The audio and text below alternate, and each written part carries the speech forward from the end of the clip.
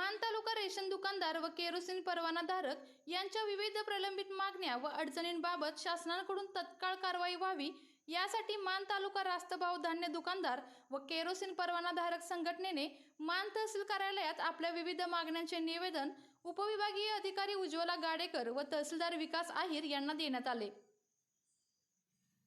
आज या ठिकाणी आम्ही सर्व मान तालुक्यातील रेशन संघटनेचे पदाधिकारी तसेच सर्व रेशन दुकानदार आज या ठिकाणी आम्ही ठीक सकाळी 11 वाजता जमलेलो आहोत। तर आज या ठिकाणी जमण्याचं कारण म्हणजे गेल्या 15 दिवसापासून शासनाकडून जे आम्हाला पॉश मशीन दिलेले आहेत त्याचा जो सर्व्हर आहे तो आधारशी लिंक आहे आणि आज जे चालू आहेत बाकीच्या योजना त्या सर्व योजना ज्या आहेत त्याही आधारशी संलग्न आहेत। त्यामुळे आज आधार सर्व्हर हा गेल्या 15 दिवस बंद आहे।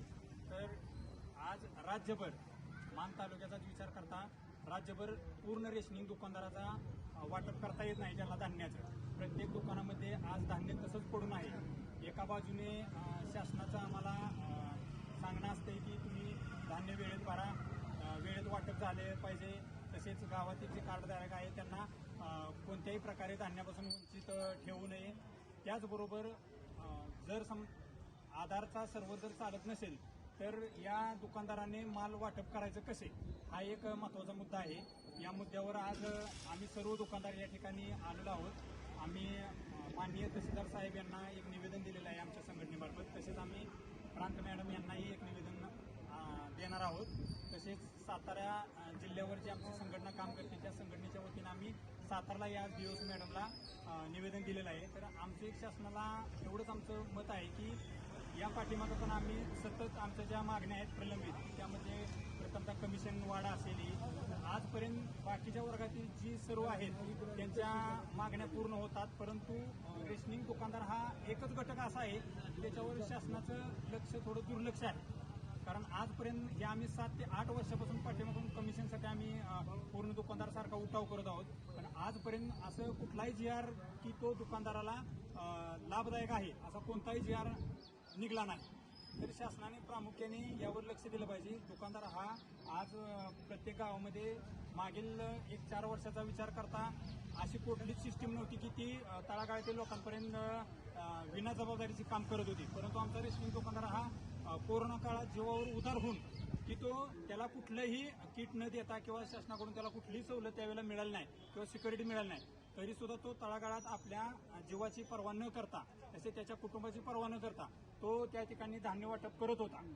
तर मग एवढं शासनासाठी किंवा दुकानदारांना आमच्या खालच्या लेवलला काम करून जर शासनाकडून जर दुकानदारांचा विचार केला जात नसेल तर येणाऱ्या काही दिवसात 1 तारखेला सर्व्हरचा प्रॉब्लेम जर झाला नाही, कारण जुलै महिन्याचा पूर्ण माल जो आहे तो आमच्या दुकानामध्ये स्टॉकमध्ये आहे, तो आम्ही वाटप करू शकत नाही, तरी एकतर मॅन्युअल वाटपाच्या आम्हाला त्यांनी सूचना द्यावेत किंवा आधार सर्व्हर क्लिअर केल्यानंतर आम्हाला कॅरी फॉरवर्ड देऊन दोन्ही महिन्याचा एकत्र माल वाटण्याचा, आणि सगळ्यात महत्त्वाचं म्हणजे आम्हाला जी प्रत्येक वस्तूला जी एक अंगठा घ्यायला लागतोय।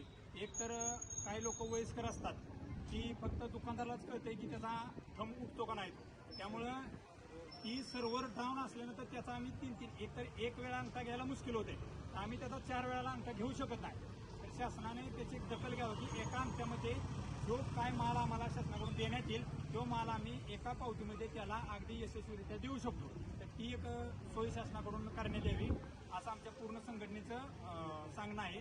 त्याचबरोबर आज आम्ही या ठिकाणी आलोय, निवेदन दिलंय।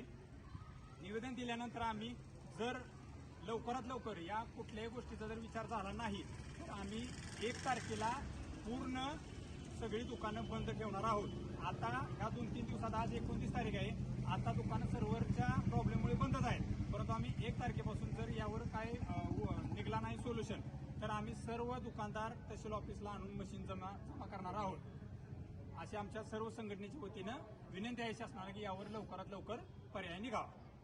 आपल्या तालुक्यातील जिल्ह्यातील बातम्या सर्वप्रथम पाहण्यासाठी आजच सातारा न्यूजला YouTube चॅनलवर सबस्क्राईब करा, लाईक करा, शेअर करा आणि बेल आयकॉन प्रेस करायला विसरू नका।